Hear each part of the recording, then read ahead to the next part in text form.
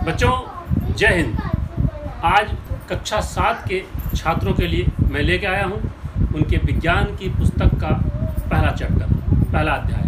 आइए देखें विज्ञान की पुस्तक।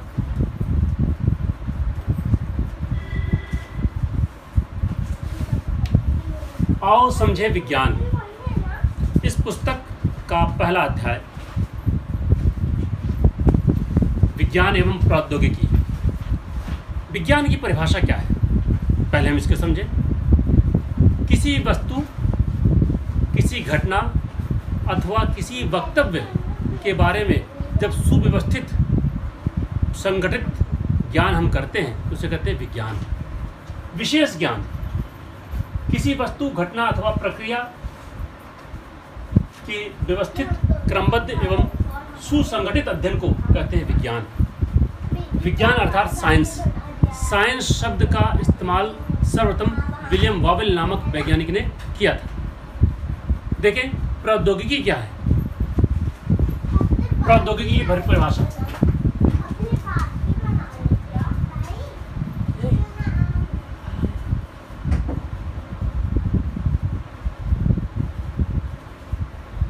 बच्चों, आप नोटबुक लेकर के वीडियो स्क्रीन को पॉज करके अपना नोटबुक में लिख सकते हैं। इसे जो भी आपको स्क्रीन पर दिख रहा है उसे आप नोट डाउन कर लें, जिससे कि परीक्षा के समय तैयारी करने में आपको सहायता मिलेगी।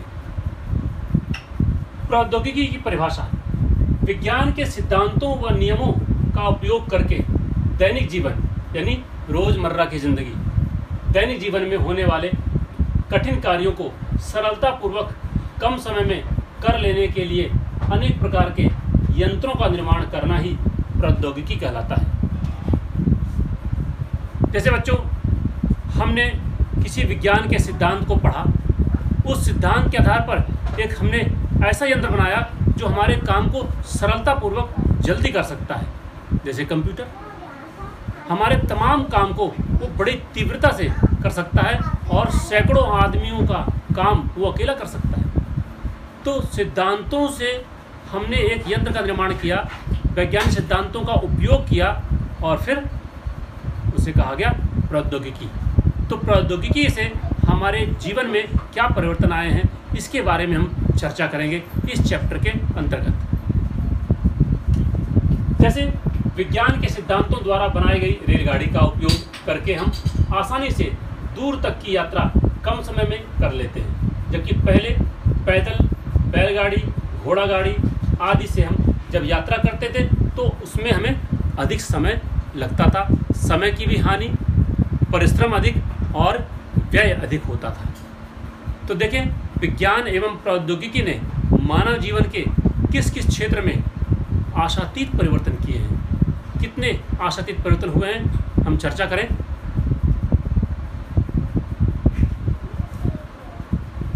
प्रौद्योगिकी के कारण मानव जीवन में आने वाली क्रांति, परिवर्तन। विज्ञान एवं प्रौद्योगिकी ने हमारे जीवन शैली यानी जीने के तौर तरीके को बिल्कुल बदल दिया है। पहले जो कार्य हमारे लिए कठिन और असंभव होते थे उन्हें अब हम चुटकी बजाते सरलता से कर डालते हैं।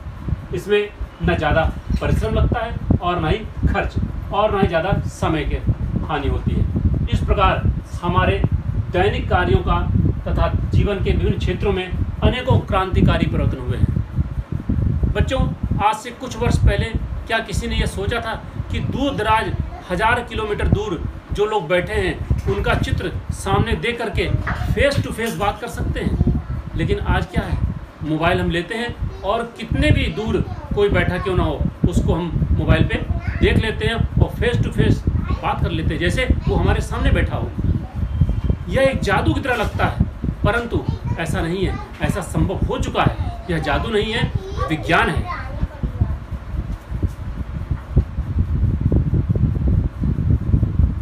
आइए भिन्न भिन्न क्षेत्रों में हम देखें कैसी क्रांति आई है, कैसा बदलाव आया है। आवाज नहीं।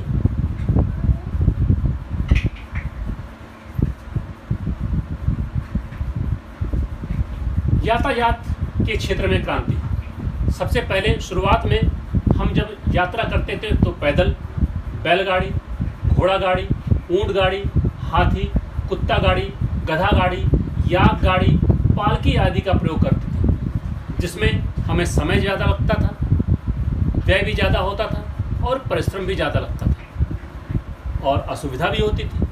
धीरे धीरे साइकिल और रिक्शा का प्रयोग होने लगा।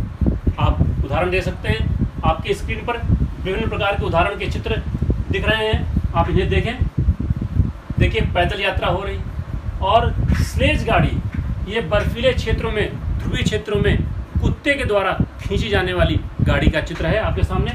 उसकी सहायता से भी हम दूर दराज के क्षेत्रों में जाया करते थे। आप देख सकते हैं,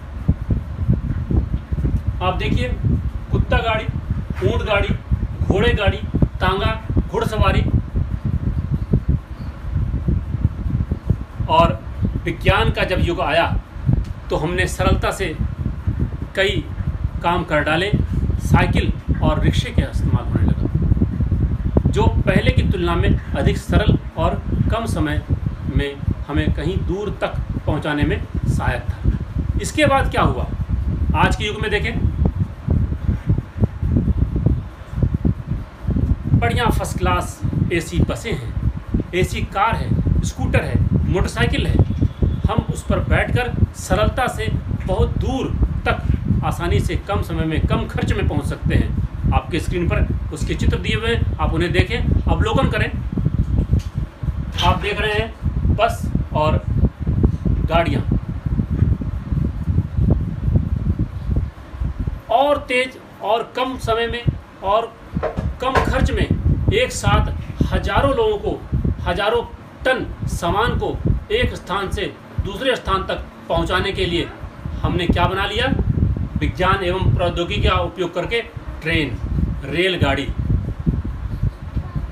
और बच्चों, अब तो बुलेट ट्रेन बन चुकी है, उसकी स्पीड और अधिक हो चुकी है। न सिर्फ भूमि पर चलने वाले यातायात के साधनों का निर्माण हुआ है, बल्कि आसमान में हजारों किलोमीटर की लंबाई, हजारों किलोमीटर की दूरी हम कुछ ही घंटों में तय कर लेते हैं हवाई जहाज की सहायता से। और जल मार्ग के द्वारा भी बड़े बड़े जहाज़ों का निर्माण हो चुका है, जिनके द्वारा हम जल मार्ग से यात्रा कर सकते हैं। आपने नाम सुना होगा टाइटैनिक, कितना विशाल जलयान था। ऐसे न जाने कितने जलयान बन चुके हैं जिनके द्वारा हम दूर समुद्री यात्रा पर सरलता से निकल जाते हैं और वापस भी आ जाते हैं। जबकि पहले के दिनों में जब कोई समुद्री यात्रा करता था तो उसके पुनः वापस आने की संभावना न्यूनतम हुआ करती थी, परंतु आज ऐसा नहीं है। आइए देखें अन्य क्षेत्रों में क्या औद्योगिक क्रांति हुई है। कृषि के क्षेत्र में बच्चों, आप स्क्रीन को देख करके अपनी नोटबुक में इस मैटर को नोट कर सकते हैं। प्रारंभ में मनुष्य खेती के लिए हल एवं बैलों का उपयोग किया करता था, रहट या ढेकुली की सहायता से सिंचाई करता था। किंतु प्रौद्योगिकी क्रांति के पश्चात ट्रैक्टर, थ्रेसर आदि विभिन्न यंत्रों का आविष्कार हो चुका है, जिनकी सरलता से हम कम समय में, कम लागत में अधिक पैदावार प्राप्त कर सकते हैं। आइए उदाहरण देखें। प्रारंभ में मनुष्य किस प्रकार खेती करता था।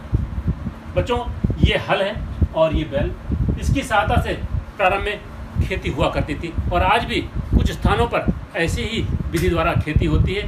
आपने अपने जब गांव में देखा होगा तो हो सकता है कि आपने इन दृश्यों को देखा हो,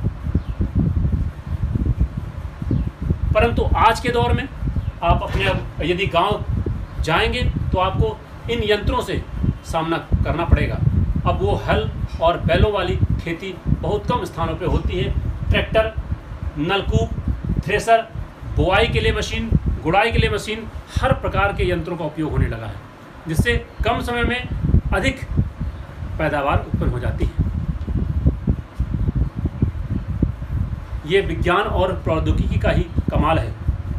आइए देखें दूर संचार मीडिया क्षेत्र में प्रौद्योगिकी ने क्या कमाल किया है। बच्चों, पहले जब सूचनाओं को पहुंचाने की बात होती थी तो विभिन्न तरीकों का इस्तेमाल किया जाता था। देखें कौन कौन से तरीके इस्तेमाल किए जाते थे सूचना प्रसारण के लिए। डाकिया, कबूतर, चिट्ठी या संदेश वाहक द्वारा सूचनाएं दूर दराज में पहुंचाई जाती थी। वह साधन असुरक्षित होता था। यदि कबूतर के द्वारा किसी को संदेश दिया जाता था तो कबूतर को पकड़ने के लिए, दूसरों के संदेश को जानने के लिए दूसरे लोग, अन्य लोग बाज का इस्तेमाल किया करते थे। बाज के द्वारा कबूतर को पकड़कर उसके पंजों में फंसी हुई चिट्ठी हम पढ़ लिया करते थे। इस प्रकार प्रारंभिक साधन जो थे असुरक्षित थे, अधिक समय लेने वाले थे। परंतु आज के दौर में क्या हुआ है, प्रौद्योगिकी क्रांति के कारण देखें, ये साधन असुरक्षित और अधिक समय वाला होता था, किंतु प्रौद्योगिकी क्रांति के पश्चात television, computer, internet, mobile, Facebook, Twitter, email, WhatsApp के द्वारा संदेश क्षण भर में पहुंच जाता है। टेलीफोन लाइन के द्वारा जुड़े हजारों लाखों कंप्यूटर से बना नेटवर्क इंटरनेट कहलाता है, जिसकी सहायता से हम अधिकांश कार्य शीघ्रता से और सरलता से चुटकी बजाते हुए कर लेते हैं। देखें, प्रारंभिक साधन क्या थे दूरसंचार के और आधुनिक साधन। अब संदेश के साथ साथ हम चित्र, पूरी फिल्म, चलचित्र भी किसी दूर स्थान पर हम क्षण भर में भेज सकते हैं इंटरनेट की सहायता से। बच्चों देखें, ये साधन थे दूरसंचार माध्यम, कबूतर के द्वारा चिट्ठी पहुंचाना,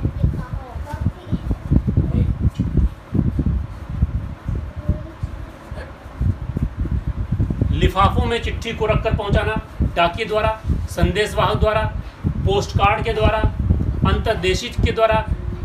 इन विधियों द्वारा दूर दराज के देशों में, स्थानों पर संचार माध्यम का उपयोग किया जाता था। परंतु आज के दौर में क्या है,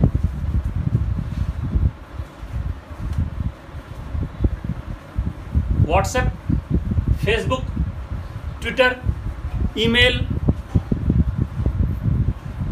टेलीविज़न यानी इंटरनेट, टेलीफोन, सैटेलाइट की सहायता से हाथों में दिखने वाला छोटा सा मोबाइल दुनिया के न जाने कितने कार्य बड़ी शीघ्रता से, बड़ी सरलता से और बड़े ही कम खर्च में कर सकता है, जिसे हम पाम लैप भी कर सकते हैं। बच्चों, कंप्यूटर में आपने देखा होगा लैपटॉप भी होते हैं, डेस्कटॉप भी होते हैं और एक पाम टॉप होते हैं, हथेली में कंप्यूटर, कर लो दुनिया मुट्ठी में। एक टच मोबाइल की सहायता से हम कौन से ऐसे कार्य हैं जो नहीं कर सकते, घर बैठे कर सकते हैं, कम समय में, कम खर्च में, शीघ्रता से और बड़े ही सरलता से। ये विज्ञान और प्रौद्योगिकी का ही कमाल है। इन संसाधनों के द्वारा हम लाखों किलोमीटर दूर तारों और ग्रहों से भी सूचनाएं प्राप्त करते हैं और सूचनाएं भेज सकते हैं। जय हिंद, जय भारत। बच्चों, इस वीडियो को देखें और सब्सक्राइब करें। यदि किसी प्रकार की शंका है, किसी प्रश्न का उत्तर नहीं समझ में आ रहा है तो आप अवश्य पूछ सकते हैं।